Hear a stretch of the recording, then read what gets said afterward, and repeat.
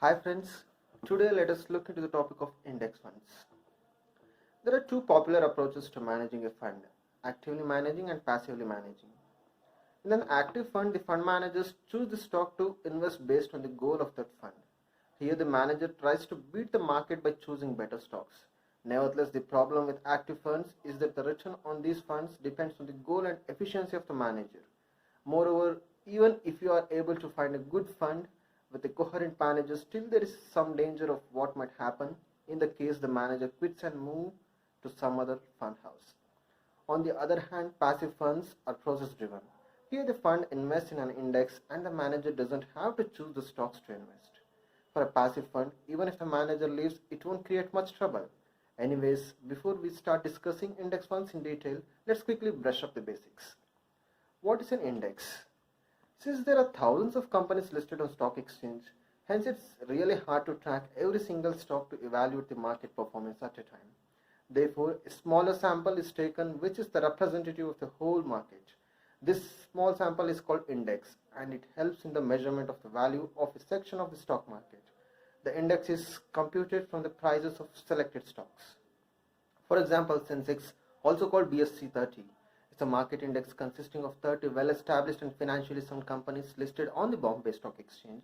And Nifty, also called Nifty 50, is the market index that consists of 50 well-established and financially sound companies listed on the Stock Exchange of India. A few of the popular indexes in India are Next Nifty 50, BSE Small Cap, BSE Mid Cap, BSE S&P 500, etc. What are index funds? Index funds are investment strategy that attempts to generate similar returns as a market index. These funds try to replicate the performance of a specific index by entirely copying the stocks in the same composition as of the index. For example, if an index fund is benchmarked to Nifty 50, it will buy all the 50 stocks in the Nifty's index in the same proportion as Nifty 50. Here is another example. Reliance Index Sensex Direct Fund is benchmarked to Sensex. Hence, it copies all the 30 stocks of Sensex in the same proportion. Therefore, its return will be similar to Sensex. A few other popular index funds in India like HDFC Index Fund, ICICI Prudential Nifty Next 50 Index Fund, UTI Next Nifty 50 Fund, HDFC Index Fund, Nifty Plan. Now let's jump into the pros and cons of the index funds. So coming to the advantages of the index funds, the first advantage is low expense ratio. As these funds are passively maintained, the expense ratio of index funds is relatively lower compared to the active funds. This ratio can lie somewhere between 0.2 to 1.2%. No dependency on the fund manager. In the index funds, the stocks are not picked by the fund managers. These funds are merely copying the index. That's why even if the fund manager of an index fund quits, it won't create any trouble. Easy to understand and select the funds. For the active funds, you need to read and understand the reason why the fund manager believes any stock can perform well in the future, and this can be a very tedious job. On the other hand, the stock selection in the index fund is quite straightforward.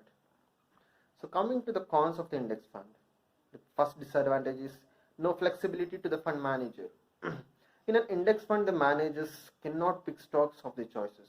So even if he or she knows something amazing stocks, the fund cannot invest in it. Index funds can't beat the returns from the market.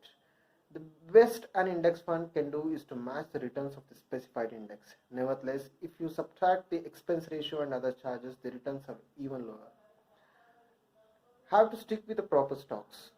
An index fund can't sell a stock which is part of the index. For example, if a fund invests in the Nifty 50 stocks, even if some of the stocks out of 50 are not performing well or doesn't have good potential, still the manager can't sell the stock. An index fund has to keep as the stock similar to the index in the some proportion. An index fund holds all the risks associated with the asset class. If a particular index has some definite set of risks, then the associated index fund will also have same risks. Tracking error in index funds. Many times the index funds does not perfectly track the composition of the fund.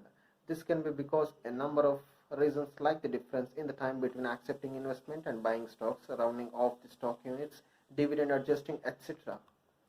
In short, index fund investing in India has both pros and cons, as discussed above. Nevertheless, there is one additional subtopic regarding index fund investing in India that you should also know. Let's look into it. Why are index funds more popular in developed countries? There are various studies that suggest investing in index funds outperforms actively managed funds over the long term.